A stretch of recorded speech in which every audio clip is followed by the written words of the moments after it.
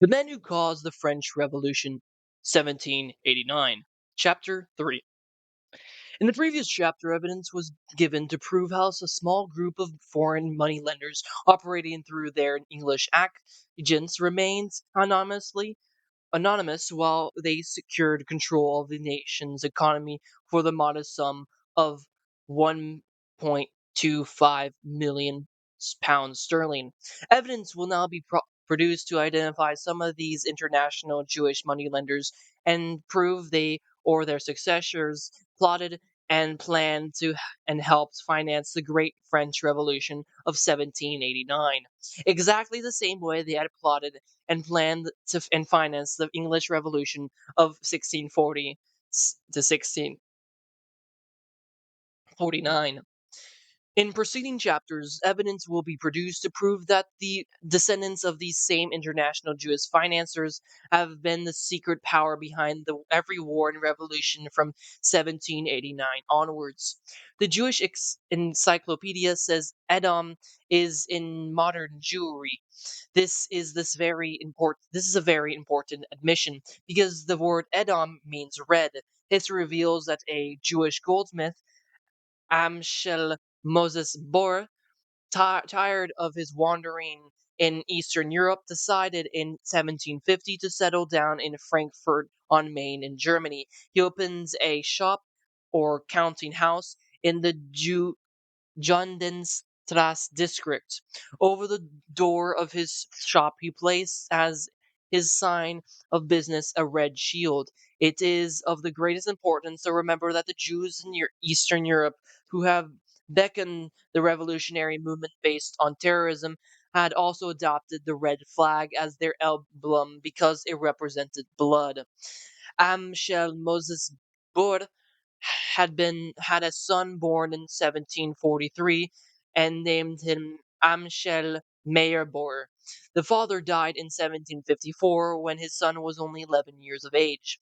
The boy had shown great ability and extraordinary intelligence, and his father had taught him everything possible about the rudimentary principles of the money lending business.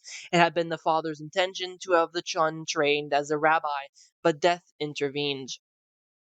A few years after the father's death, Amschel Meyerboer was employed by the Oppenheimer Bank as a clerk. He soon proved his natural ability for the banking business and was rewarded with a junior partnership. Later, he returned to Frankfurt, where he secured control and ownership of the business which had been established by his father in 1750. The red shield was still proudly displayed over the door. Knowing the secret significance of the red sheer, Michel Meyerboer decided to adopt it as his family name. The red shield in German is Rothschild, and thus the house name of Rothschild came into being. Michel Meyerboer lived till 1812. He had 5 sons. All of them were specially trained to become captains of high finance. Nathan, one of his sons, showed exceptional ability and at the age of 21 went to England with the definite purpose of securing control of the English and the Bank of England. The purpose was to use the control to work in conjunction with his father and other brothers to set up and consolidate an international banking monopoly in Europe. The combined wealth of the international banking pool could then be used to further the secret ambition his father had made known to all his sons. To prove this ability, Nathan Rothschild turned £20,000 with which he had been entrusted into £60,000 in 3 years. In studying the world revolutionary movements, it is important to remember that the red flag was a symbol of the French Revolution and every revolutionary since. More significant still is that the fact that Lenin, financed by international bankers, overthrew the Russian government and established the first totalitarian dictatorship in 1917. The design of the flag was a red flag, and a hammer and sickle, the Star of Judea, imposed. In 1773, when Mayor Rothschild was only 30 years of age, he invited 12 other wealthy and influential men to meet him in Frankfurt. His purpose was to convince them that if they agreed to pool their resources, they could then finance and control the world revolutionary movements and use it as their annual of action to win ultimate control of the wealth, natural resources, and manpower of an entire world.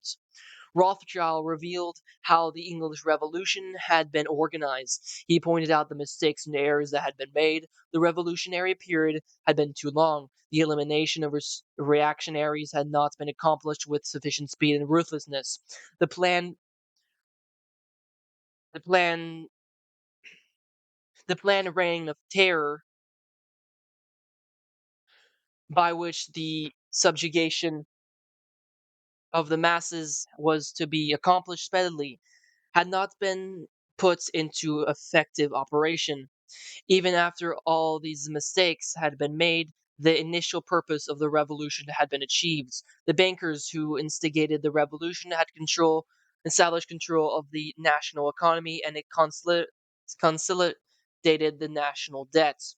By means of intrigue carried on an international scale, they had increased the national debt steadily by loaning the money to fight the wars and rebellions they had fomented since 1694.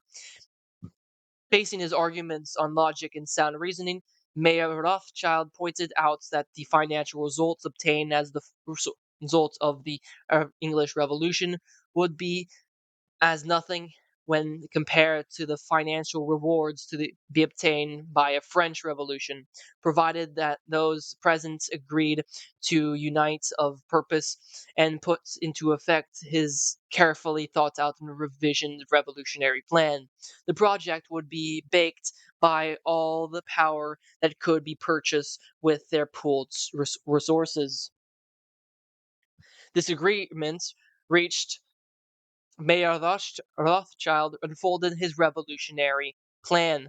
By clever manipulation of their combined wealth, it would be possible to create such an adverse economic conditions that the masses would be reduced to a state bordering on starvation and unemployment. By use of cleverly conceived propaganda, it would be easy to place the blame for the adverse economic conditions on the king, his court, the nobles, the church, the industrialists, and the employers of labor. Their paid propagandists would arouse feelings of hatred and revenge against the ruling classes by exposing all real and alleged cases of extravagance in licentious conduct, injustice, oppression, and persecution. They would also invent f- infamines, infamies infamines to bring into disrupt the others who might, if left alone, interfere with their overall plan. After the general introduction to build up an unuthes- un- enthusiastic reception for the plot he was up to he was to about to unfold, Rothschild turned to a manuscript and proceeded to read a carefully prepared plan of action. The following is what I have been assured is a condensed version of the plots by which the conspirators hoped to obtain the ultimate undisputed control of the wealth, natural resources, and the manpower of the entire world. 1. The speaker stated to unfold the plots by saying that because the majority of men were inclined to either rather than to good, the best results in governing them could be obtained by using violence and terrorism and not by academic discussions. The speaker reasoned that in the beginning, human society had been subject to brutal and blind force, which was afterwards changed to law. He argued that the law was forced only in disguise. He reasoned it was logical to conclude that by the laws of nature, rights lies in force. 2. He next asserted that political freedom is an idea, not a fact. He stated that in order to usurp political power, all that it was necessary was to preach liberalism so that the electorate, for the sake of an idea, would would yield some of their power and prerogatives which the plotters could then gather together into their own hands. 3. The speaker asserted that the power of God had usurped the power of the liberal rulers even when then, i.e., 1773. He reminded his audience that there had been a time when faith had ruled, but stated that once freedom he had been substituted for faith, the people did not know how to use it in moderation.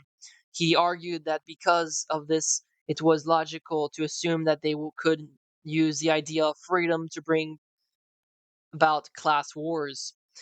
He pointed out that the immaterial to the success of his plan, whether the established governments were to destroy inertial or external foes because of the victory had the victor had of necessity to seek the aid of the capital, which is entirely in our hands.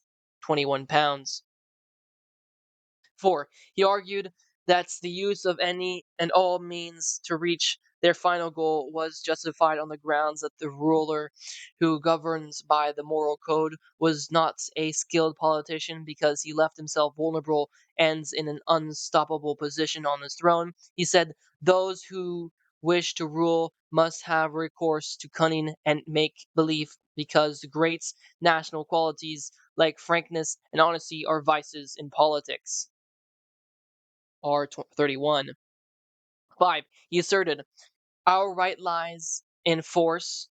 The word rights is an abstract thought and proves nothing. I find a new right to attack by the rights of a strong and to scatter to the winds all existing forces of order and regulation, to reconstruct all existing institutions, and to become the sovereign lord of all those who left us the rights to their power by laying them down voluntarily in their liberalism.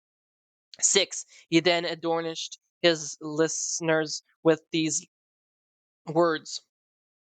The power of our resources must remain invisible until the very moment when it has gained such strength that no cunning or force can undermine it.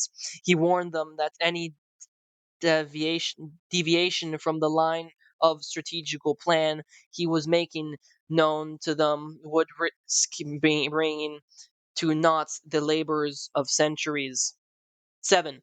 He next advocated the use mob psychology to obtain control of the masses. He reasoned that the might of the mob is blind, senseless, and unreasoning, and ever at the mercy of subjugation from any side. He stated only a despotic ruler can rule the mob efficiently because without absolute despotism there can be no existence for civilizations which was carried out not by the masses, but by their guide, whomsoever that person might be. He warned, the moment the mob seizes freedom in its hands, it quickly turns to anarchy. The moment that mob seizes freedom from its hands, it quickly turns to anarchy. 8.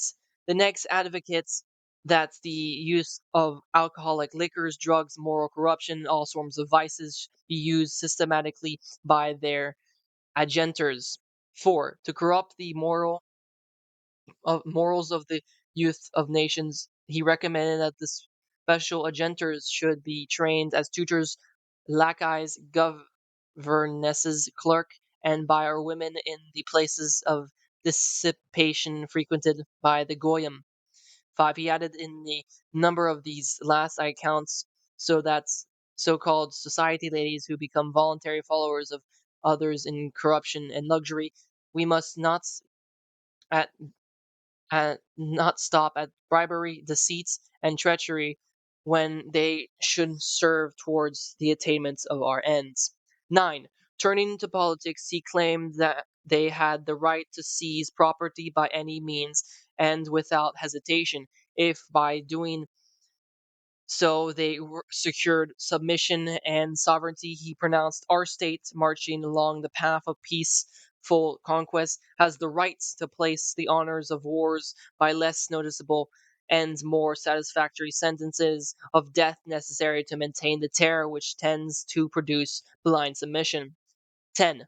Dealing with the use of slogans, he said, in ancient times, we were the first to put the words liberty, equality, and fraternity into the mouths of the masses. Words repeated to the day by stupid pole pirates, words which the would-be wise men of the Goyim could make nothing of their abstractness, and did not note the contradiction of their meaning and interrelation. He proclaimed the words brought under the direction and control legions, whom bore our banners with enthusiasm. He reasoned that is no place in nature for equality, liberty, or fraternity. He said, on the ruins of the natural and genealogical aristocracy of the Goyim, we have set up the aristocracy of money. The qualification of this aristocracy is the wealth which is dependent upon us. 11. He next expounded his theories regarding the war. In 1773, he set down a principle which the governments of Britain and the United States publicly announced as their joint policy in 1939.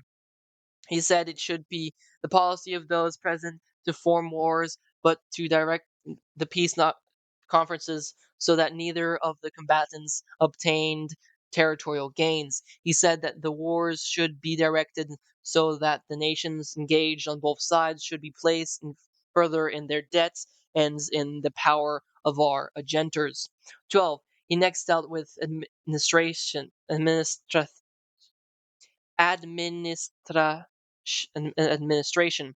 He told those present that they must use their wealth to have candidates chosen for public office who would be servile and obedient to our commands, so they may readily be used as pawns in our game by the learned and ingenious men we will appoint to operate behind the scenes of government and official advisors. He added, the men we appoint as advisors will have been bred, reared, and trained from childhood in accordance with the ideas to rule the affairs of the world. 13. He dealt with propaganda and explained how their combined wealth could control all outlets of public information while they remained in the shade and clear of blame, regardless of what the repercussions might be due to the publication of libels, slanders, or untruths. The speaker said, thanks to the press, we have got gold in our hands, notwithstanding the fact that we had to gather it out of the oceans of blood and tears, but it has paid us even though we have sacrificed many of our own. Each victim on the side is worth 1,000 goyim. 14. He next explained the necessity of having their agenter always come out in the open and appear on the scene when the conditions had reached their lowest ebb, and the masses had been subjugated by the means of want and terror. He pointed out that when it was time to restore the order, they should do it in such a way that the victims would believe they had been the prey of criminals and irresponsibles. He said, by executing the criminals and lunatics after they have carried out our preconceived reign of terror, we can make ourselves appear as the saviors of oppressed and champions of the workers. The speaker then added, we are interested in just the opposite, in the diminution, the killing out of the Goyim. Goyim meaning people. 15. He next explains how industrial d- depressions and financial panics could be brought about and used to serve their purpose, saying, enforced unemployment and hunger imposed on the masses become because of the power we have to create shortages of food will create the right of capital to rule more surely than it was given to the real aristocracy, and by the legal authority of kings he claims that by having the agenter control the mob could then be used to wipe out all who dare to stand in their way. 16. The infiltration into continental Freemasonry was next discussed extensively. The speaker stated that the purpose would be to take advantage of the facilities of secrecy Freemasonry had to offer. He pointed out that they could organize their own Grand Orient lodges within Blue Masonry in order to carry out their subversive activities and hide the true nature of their work under the cloak of philanthropy. He stated that during all member stated that all members initiated into the Grand Orient lodges should be used for proselytizing purposes and spreading the atheistic materialistic ideology amongst the Goyim. He ended the phrase of the discussion with the words, "When the hour strikes for our sovereign Lord of all the world to be crowned, these same hands will sweep everything that might stand in his way." 17. He next expounded on the values of systemic dissipation, pointing out that the agenter should be trained in the use of high sounding phrases and the use of popular slogans. They should make the masses of the most lavish of promises. He observed the opposite of what has been promised can always be done afterwards. That is of no consequence. He reasons that by using such words as freedom and liberty, the Goyim could be stirred up to such a pitch of patriotic fever that they could be made to fight even against the laws of God and nature. He added, for this reason, after we attain control of the very name of God, the very name of God will be erased from the lexicon of life. 18. He then detailed the plans for revolutionary war, the arts of street fighting, and outlines the pattern of the reign of terror, which he insisted must accompany every revolutionary effort because it is the most economical way to bring the population to steady subjugation. 19. Diplomacy was next discussed. After all wars, secret diplomacy must be insisted upon in order that our agenter masquerading as political, financial, and economic advisors, can carry out our mandates without fear of exposing who are the secret power beyond the national and international affairs. Then the speaker then told those in those present that by secret diplomacy they must obtain such control that the nations cannot come to even an considerable private agreement without our secret agents having a hand in it. 20. The ultimate world government, the goal. To reach this goal, the speaker told them, it will be necessary to establish huge monopolies, reservoirs of such colossal riches that even the largest fortunes of the Goyim will depend on us to such an extent that they will go to the bottom together with the credit of the governments. On the day after the great political smash, the speaker then added, You gentlemen here present who are economists just strike an estimate of the significance of this combination. 21. Economic war. Plans to rob the Goyim of their landed properties and industries were then discussed. A combination of higher taxes and unfair competition was advocated to bringing about the economic ruin of the Goyim as far as their national financial interests and investigation were concerned. In the international field, he felt they could be encouraged to price themselves out of the markets. This could be achieved by the careful control of raw materials, organized agitation amongst the workers for shorter hours and higher pay, and by subsidized competitors. The speaker warned of his co-conspirators that they must arrange matters and control conditions so that the increased wages obtained by the workers will not benefit them in any way. 22. Armaments. It was suggested that the building up of armaments for the purpose of making the Goyim destroy each other should be launched on such a colossal scale that in the financial final analysis there will be the masses of the proletariat in the left. There will only be the masses of the proletariat left in the world, with the few millionaires devoted to their cause and police and soldiers sufficient to protect our interests. 23. The new order. The members of the one world government would be appointed by the director. He would pick men amongst the scientists, the economics, the financialists, the industrialists, and the millionaires, because in substance everything will be settled by the question of figures. 24th, importance of youth. The importance of capturing the interest of youth was emphasized with the abomination that Orientals should infiltrate into all classes of levels of society and government, for the purpose of fooling, bemusing, and corrupting the younger members of society by teaching them theories and principles we know to be false. 25. The national and international laws should not be changed, but should be used as they are to destroy the civilization of the Goyim, merely by twisting them into a contradiction of the interpretation which first masks the law and afterwards hides it altogether. Our ultimate aim is to substitute a arbitration for law.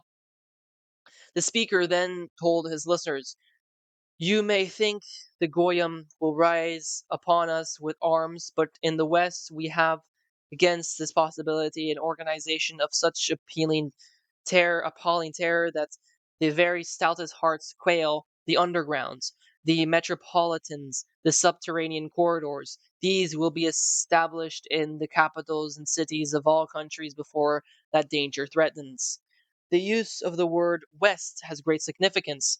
It makes it plain that Rothschild was addressing men who had joined the world revolutionary movements, which was stated in the Pale of Settlements in the East. It must be remembered that before Amschel Moses Bohr settled down in Frankfurt, Germany, he had followed his trade as a gold and silversmith, traveling extensively in the east of Europe, where he had undoubtedly met the men his son Amschel Meyer addressed after he developed from a moneylender into a banker and established the house of Rothschild in the Jundenstrasse, where the above meeting is said to have been taken in place in 1773.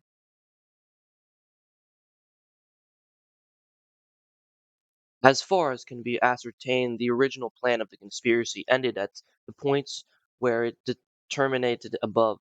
I am satisfied that the documents which fell into the hands of Professor S. Nilles in 1901, and which were published under the title The Jewish Pearl in 1905 in Russia, were an enlargement of the original plots. There appears to be no change in the first section, but various additions disclose how the conspirators had used Darwinism, Marxism, and even Nietzscheism. More important still, the documents discovered in 1901 disclose how Zionism was to be used. It must be remembered that Zionism was only organized in 1897. This matter is referred to later, when the intrigue leading to the abdication of King Edward VIII is explained. The translation Mr. Victor Marsden made of the Jewish Pearl was published by the Britain Publishing Society, London, England, under the title Protocols of the Learned Elders of Zion in 1921. This book is also discussed. It appears logical to say that the discovery of the later document confirms the existence of the earlier one. Little, if anything, is changed, but considerable material is added, probably due to the rapid development of the international conspiracy. The only point upon which there seems to be grounds for disagreement is in regard to the titles chosen by Professor Nilles and Mr. Marsden for their books. Mr. Marsden definitely states the contents of the books are the protocols of the meetings of the learned elders of Zion, whereas it would appear it was a plot presented to moneylenders, goldsmiths, industrialists, economists, and others by Amschel Mayer Rothschild, who had graduated from the moneylender to banker. Once the spirit of revolt against the constituted authority had been aroused within the hearts and minds of the masses, the actual revolutionary effort would be carried out under the impetus of the preconceived reign of terror. The reign of terror would be conceived by the leaders of the Jewish Illuminati. They, in turn, would have their agents infiltrate into newly organized French masonry and establish therein lodges of the Grand Orient Masonry, to be used as the revolutionary underground and as their instrument for proselyte, proselytizing the doctrine of atheistic dialectic and historical materialism. Rothschild ended his discourse by pointing out if proper precautions were taken, their connection with the revolutionary movement need never be known. The question may well be asked, how can it be proved these secret meetings were held? And if they were held, how is it possible to prove what matters they discussed at such meeting? The answer is simple. The devilish plot was made known by an act of God. In 1785, a courier was galloping madly on horse from Frankfurt to Paris, carrying detailed information regarding the world revolutionary movements in general, and instructions for the planned French Revolution in particular. The instructions originated from the Jewish Illuminati in Germany and were addressed to the Grand Master of the Grand Orient Masons in France. The Grand Orient Lodges had been established as the revolutionary underground by the Duke of d'Orleans, after he, the Grand Master of French Masonry, had been initiated into the Jewish Illuminati in Frankfurt by Mirabeau. The courier was struck by lightning while passing through Ratisbon and killed. The documents he carried fell into the hands of the police, who turned them over to the Bavarian government. A record of the historical events, told in the chronological order, connects the House of Rothschild with the Jewish Illuminati in Frankfurt and the Illuminati with the French Freemasonry, known as the Grand Orient Lodges, as will be shown. It has been recorded how the Jewish rabbis claimed the power to interpret the secret and hidden meanings of the writings of Holy Scripture by special revelations obtained through Kabbalah. Claiming to have such powers was of just avail unless they had an organization or instruments in their hands to put the inspiration they claimed to have been received into effect. The moneylenders, certain high priests, directors, the elders, decided to organize a very secret society to serve their evil purpose. They named it the Illuminati. The word Illuminati is derived from the purpose is derived from the word Lucifer, which means bearer of light or being of extraordinary brilliance. Therefore, the Illuminati was organized to carry out the aspirations given to the high priest by Lucifer during the performance of their Kabbalistic rites. Thus, Christ is proved justified when he named them the synagogue of Satan. The Supreme Council of the Jewish Illuminati numbered 13. They were and still remain the executive body of the Council of 33. The heads of the Jewish Illuminati claimed to possess superlative knowledge in everything pertaining to religious doctrine, religious rites, and religious ceremonies. They were the men who conceived the atheist materialistic ideology in which 1848 was published as the Communist Manifesto by Karl Marx. Marx was the nephew of Jewish rabbi, but he disassociated himself officially from the Jewish high priesthood and designated to perform his important duties, putting into practice once again the joint stock company principle of operation. The reason the Supreme Council numbered 13 was to remind the members that their one and only duty was to destroy the religion founded by Christ and his 12 apostles, to ensure secrecy and avoid the possibility of Judah-like betrayal. Every man initiated into the Illuminati was required to take an oath of unlimited obedience to the head of the Council of 33 and to recognize no mortal as above him in an organization such as the Illuminati. This meant that every member acknowledged the head of the Council of 33 as his god upon the earth. This fact explains how the high level communists, even to this day, swear an oath that they do not give alliance to Russia. They don't. They give alliance only to the head of the directors of the world revolutionary movements. The Supreme Council decided they would use the Ingodstand Lodge to organize a campaign by which the agents or cells of the Illuminati would infiltrate into continental Freemasonry and, under the cloak of social enjoyments and public philanthropy, organize their revolutionary undergrounds. Those who infiltrated into the continental Freemasonry were ordered to establish lodges of Grand Orient and use them for proselytism so they could quickly contact non-Jews of wealth, position, and influence connected by both church and state. Then, by using the age-old methods of bribery, corruption, and graft, they would make them become willing or unwilling disciples of Illuminism. They could make them preach of inversion of the Ten Commandments of God. They could make them advocate atheistic materialism. Once this policy had been decided upon, agents of the Supreme Council contacted Maquis and Mirabeau as the most likely person in France to serve their ends. He belonged to the nobility. He had great influence in court circles. He was an initiate friend of Duke d'Orléans, who they had decided would use them was used as frontman to lead the French Revolution. But more important still, the Marquis of Mirabeau was devoid of morals, and his licentious excuses had led him heavily into debt. It was a simple matter of the moneylenders to have their agents contact Mirabeau, the famous French orator. Under the guise of friends and admirers, they offered to help him out of his official duties. What they actually did was lead him down the primrose path into the very depths of vice and debauchery, until he was so deeply in their debts that he was forced to do their bidding. At a meeting to consolidate his debts, Mirabeau was introduced to Moses Mendelssohn, one of the big Jewish financiers, who took him in hand. Mendelssohn in due time introduced Mirabeau to a woman famous for her personal beauty and charm, but without moral scruples.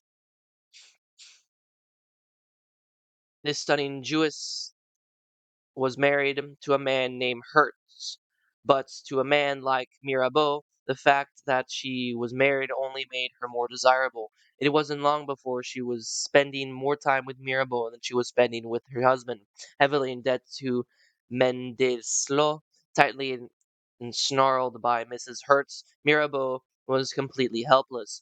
He had swallowed their baits hook, line, and sinker. But like good fishermen, they played him gently for a time. If they exerted too great a pressure, the leader might break and their fish might get away. Their next move was to have him initiated into Illuminism. He was sworn to secrecy and unlimited obedience under pain and death. The next move was to lead him into the compromising situations and mysteriously became public. This method of destroying a man's character became known as the practice of l'infamie. Because of scandals and organized detraction, Mirabeau was ostracized by many of his social equals. He his resentment produced a desire for revenge, and thus he embraced the revolutionary cause.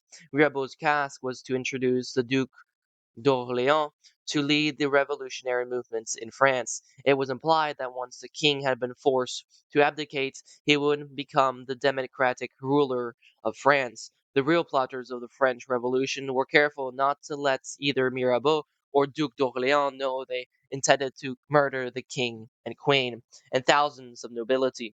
They made Mirabeau and the Duc d'Orléans believe that the purpose of the revolution was to free politics and religion from the superstitious and despotism. Another fact Another factor which made the men who were the secret power behind the revolutionary movement decide that the Duc d'Orléans should be their front man was the fact that he was Grand Master of French Masonry.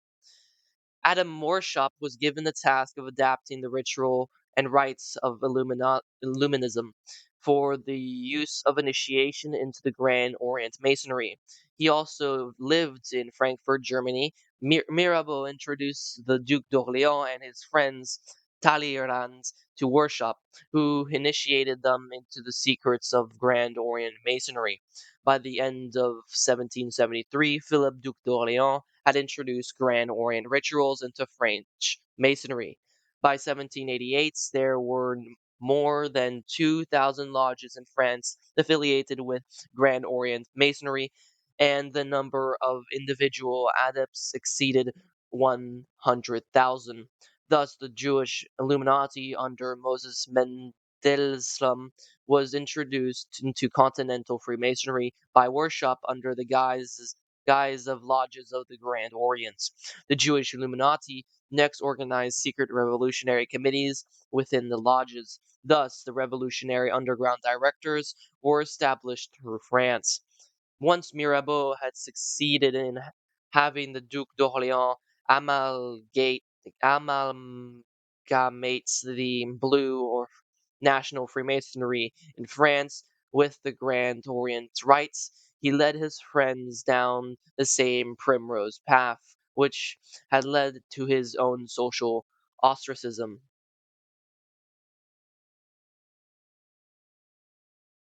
But in some mysterious manner, his ventures always seemed to go wrong, and he lost more and more money. By 1780, he owns 800,000 livres.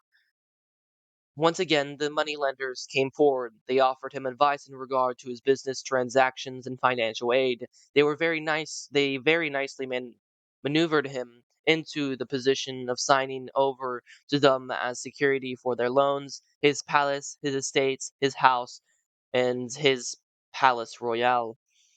The Duc d'Orléans signed an agreement under which the Jewish financiers were authorized to manage his properties and estates so as to ensure him sufficient income to meet his financial obligations and leave him a steady and adequate income. The Duc d'Orléans had never been so too bright in regards to financial matters. To him, the agreements he signed with the Jewish bankers appeared to be a sound financial deal. They had offered to manage his business affairs and turn them from a dismal failure into a great financial success. What more could he want? It is doubtful if the Duc d'Orléans even suspected that there was a N-word hidden deep in a woodpile. It is doubtful if he even suspected he had sold some self body and soul to the agents of the devil, but he had done so. He was completely in their hands. The secret powers directed the French Revolution, appointed Chaudelos de Laclos to manage the Palace Royal and the Duc d'Orléans estates. De Laclos is thought to have been a Jew of Spanish origin. When he was appointed manager of the Palais Royal, he was acclaimed as the author of Lésions Dangereuses and other pornographic works. He he publicly defended his extreme immorality on the grounds that he studied the politics of love in all of his very aspects because of his love of politics. It matters little who Chod de los de Laclos was. It is what he did that is of importance. He turned the Palais Royal into the greatest and most notorious house of ill fame the world had ever known. In the Palais Royal, he established every kind of lewd entertainment, lascivious conduct, shameless shows, obscene pictures, galleries, pornographic libraries, and staged public exhibitions of the bestial forms of sexual depravity. Special opportunities were provided for men and women who wished to indulge in every form of debauchery. The Palais Royal became the center in which details of the campaign for the systematic destruction of the French religion, faith, and public morals were conceived and carried out. This was done on the Kabbalistic theory to the best revolutionary is a youth devoid of morals. Associated with the Laclos was a Jew from Palermo named Cagliostro.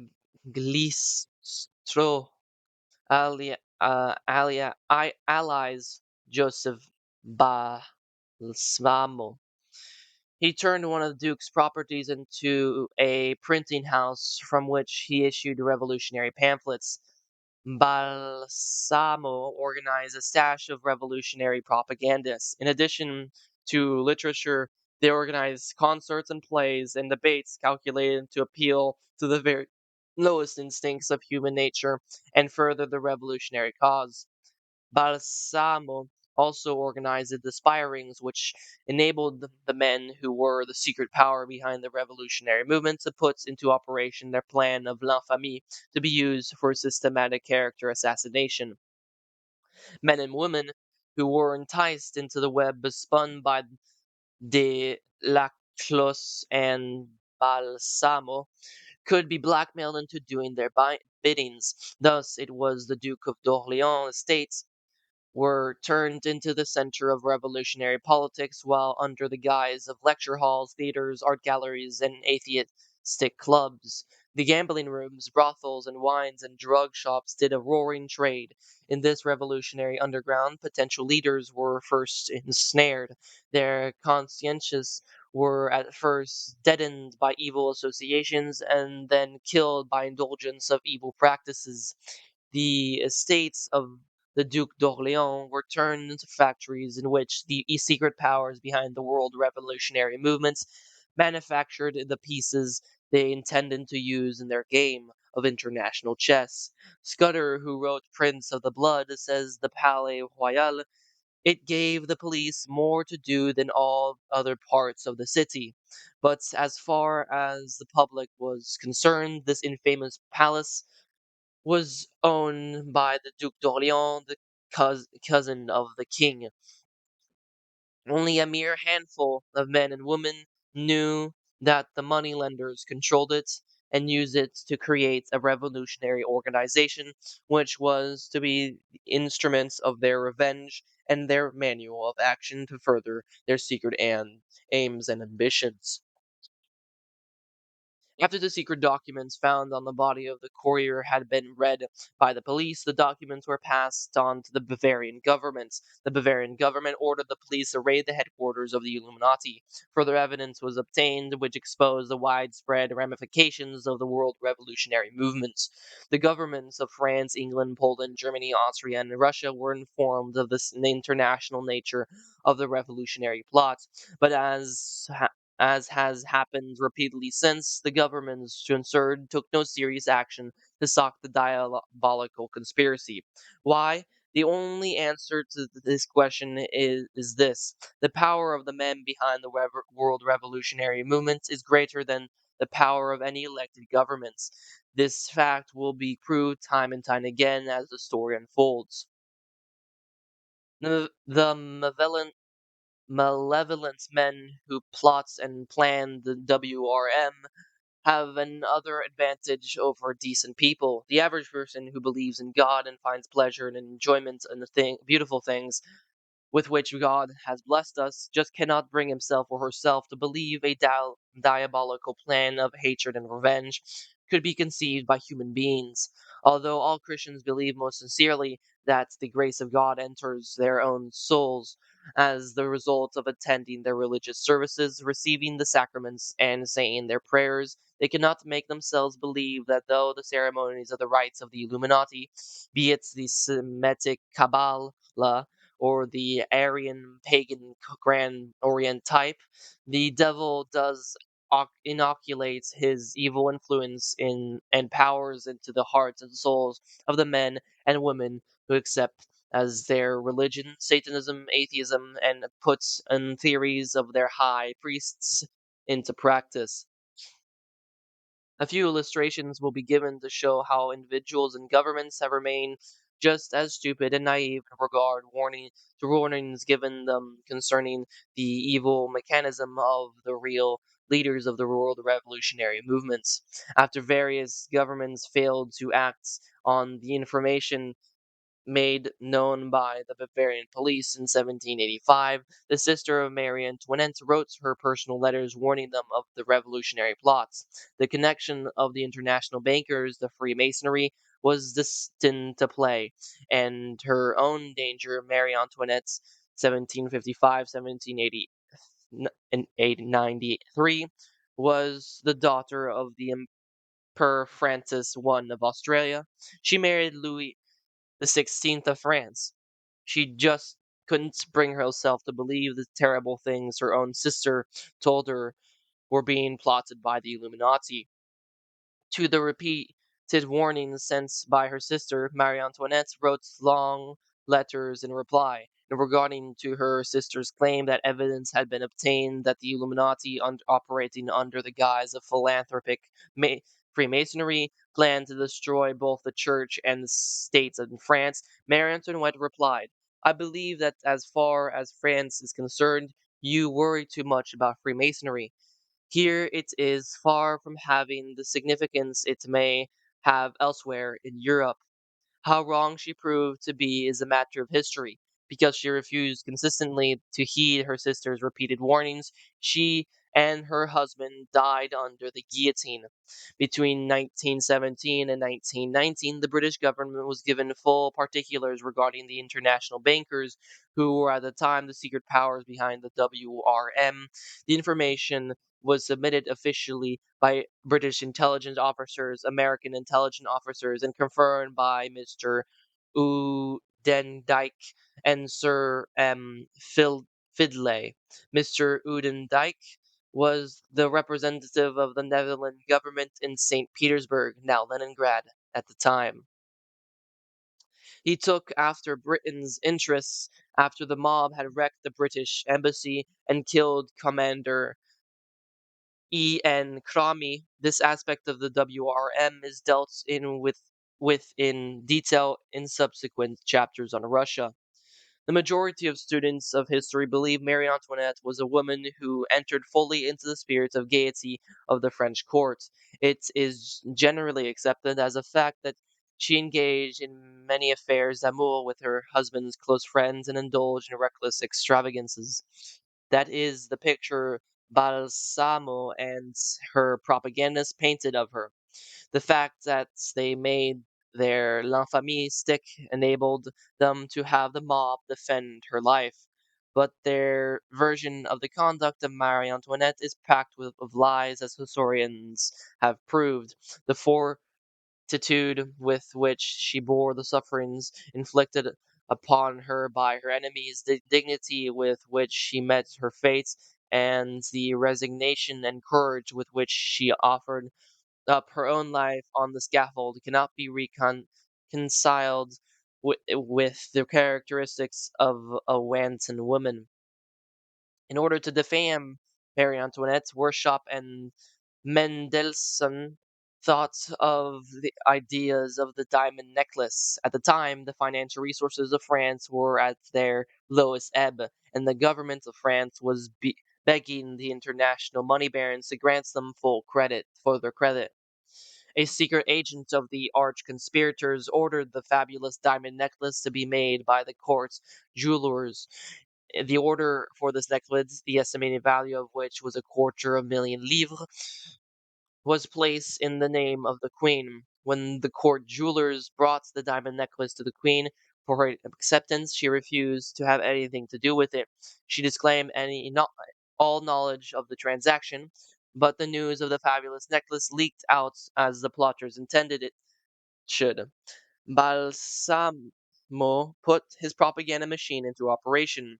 Marie Antoinette was del- deluged with criticism. Her character was smeared, her reputation dragged in the mire by a whispering campaign of character assassination. And as usual, nobody could ever put a finger on the person or persons who started the slanders. After this built up, Balsamo uncorked his own special masterpiece. His printing presses turned out thousands upon thousands of pamphlets which claimed a secret lover of the queen had sent the necklace as a mark of appreciation for her favors. But those who operated La Famille thought up even more diabolical slanders to circulate regarding the Queen. They wrote a letter to Cardinal Prince of Rohan, to which they forged the signature of the Queen. In the letter, he was asked to meet her at the Palace Royal about midnight to discuss the matter of the diamond necklace. A prostitute from the Palais Royal was engaged to disguise herself as the Queen and involve the Cardinal. This incident was played up in newspapers and pamphlets, and the false innuendos were circulated involving two of the highest personages of both church and state. History records that after the diamond necklace had served its full purpose, it was taken over to England and taken apart. A Jew named Eliasson is said to have retained the majority of the valuable diamonds used in its original composition. Another piece of evidence which connects the English Jewish moneylenders with the plot to bring about the French Revolution was unearthed by Lady Queensborough, author of Occult Theocracy. While doing some research work, she read a copy of L'Antisemitisme written by a Jew named Bernard Lazare and published in 1849.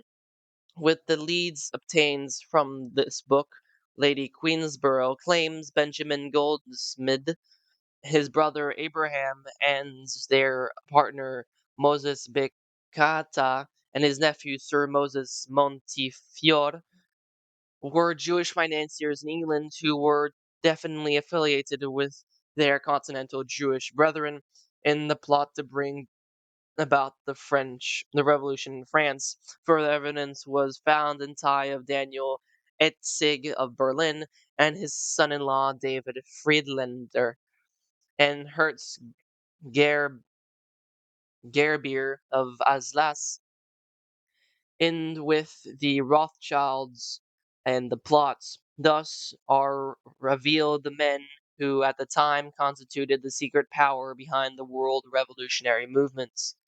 Knowledge of the methods these men used to maneuver the French government into financial difficulty is of importance because it set the pattern they followed in America, Russia, Spain, and other countries afterward. Sir Walter Scott, in Volume 2 of the Life of Napoleon, gives a clear story of the initial moves. He then sums up the situation with these words. These financiers use the government, French, as bankrupt prodigals are treated by usurer moneylenders who, feeding the extravagance with one hand, with the other wring out of their ruined fortunes the most unreasonable recompense for their advances. By a long succession of these ruinous loans and various rights granted to guarantee them, the whole finances of France were brought to a total confusion. After the government of France was forced into the position of seeking huge loans because of debts incurred in fighting wars to further the secret ambitions of the international conspirators, they very kindly offered to supply the money providing they could write the terms of the agreements. On the surface, their terms were most lenient, but again, they had place A N-word in the word pile. In the person of one Mr. Necker. He was to be appointed to the French King's Council as his chief minister of financial affairs. The Jewish financiers pointed out that his financial wizard would pull France out of her monetary troubles in less than no time at all. What he actually did during the next 4 years was involve the French government so badly with the Jewish financiers that the national debt increased to £170 million. Captain A.H.M. Ramsay sums up the situation adeptly in The Nameless War. He says, revolution is a blow struck at a paralytic. When the debt grip has been firmly established, control of every form of publicity and political activity soon follows. Together with a full grip on industrialists, both management and labor, the stage is then set for the revolutionary blow. The grip of the right hand of finance establishes the paralysis, while the revolutionary left hand that holds the dagger and deals the fatal blow, moral corruption, facilitates the whole process. While Balasmo's propaganda sheets condemned the higher officers of both church and state, special agents of the Illuminati organized the men who were to be used as leaders of the reign of terror. Plans to accompany the revolutionary effort. Among these leaders was Robespierre, Danton, and Marat.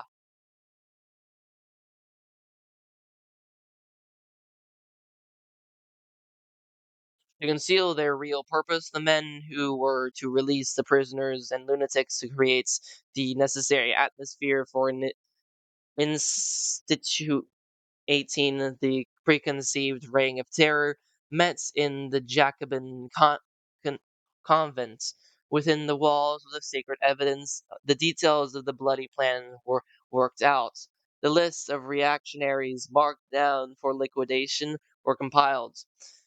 It was explains that while the criminals and lunatics ran while terrorizing the population by committing mass murders and publicly performing rapes, the organized underground workers under direction of Manuel, procureur of the commune, would round up all the important political figures, heads of the clergy, and military officers known to be loyal to the king. The men who were to emerge from the Jewish organized undergrounds were formed into Jacobin clubs under the leaders who were all versed in the duties required of them to direct the reign of terror. They conducted the mass atrocities so they would serve the purpose of their hidden masters, to move them further towards their ultimate goal.